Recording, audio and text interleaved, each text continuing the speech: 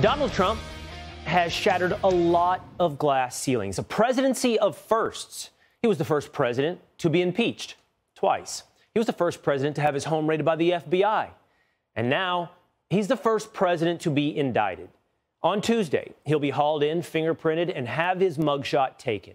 Why is this happening? Well, Trump does have a unique way of making people lose their minds. Donald J. Trump is now president of the United States. President Obama.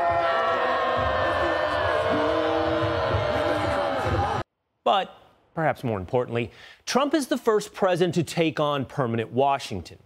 In 2017, Donald Trump dropped on D.C. like a nuclear bomb.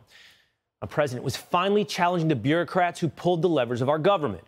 Permanent Washington then hit Trump with everything they had: investigations, impeachments, and leaks to the useful idiots in the press who cosplay like they speak truth to power, but instead carry the water for the powerful. 2020 comes around and they hide Hunter Biden's laptop right before an election, only pulling back the curtain after Joe Biden slips into the White House. Now Trump's back on the campaign trail, promising, in fact, to end the Ukraine war within 24 hours. Nope, says permanent Washington. So a district attorney in New York that almost no one has heard of cobbles together a Frankenstein prosecution to take down his party's biggest political enemy. The two star witnesses, a disbarred lawyer, and a porn actress, both with a lot to gain. Stormy Daniels is getting rich off Trump's indictment. In fact, she's selling merchandise like T-shirts, posters, and sex toys. Use promo code STORMY for 50% off. The only person with less credibility than Stormy is the district attorney, Alvin Bragg. His number one campaign issue was arresting Trump. A lot of people are wondering, whoever has this job, are they going to convict Donald Trump?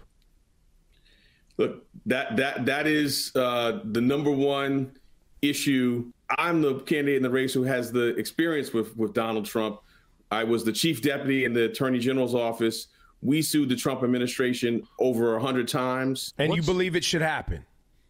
I believe we have to hold them accountable. It's the number one issue: not arresting murderers, not stopping subway attacks. Get Trump. And now Bragg has delivered on his promise. He'll now be in the history books. All Bragg had to do was destroy everything that separates us from a third world country.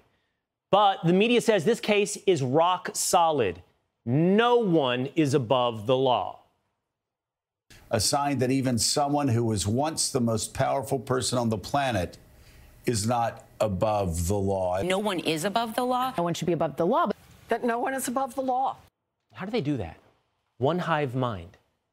A misdemeanor that is well past its statute of limitations. In fact, what the case may be is that Alvin Bragg is beyond the law. And Nancy Pelosi, for that matter, is someone that cares nothing for the law. She says Trump is guilty until proven innocent. She tweeted, quote, "The grand jury has acted upon the facts and the law. No one is above the law, and everyone has a right to a trial to prove innocence." To prove innocence, flipping the American standard of justice on its head. A country where you are innocent until proven guilty, turned, when it comes to Donald Trump, by Nancy Pelosi. Can we use that standard, that same standard for the Clintons? How about the Bidens? What about the Pelosis? Why don't you prove you're not insider trading, Nancy? America hasn't, in the past, worked that way. That is, I guess, the way it will work in the future. If you challenge permanent Washington, they dance in the streets after spilling your blood.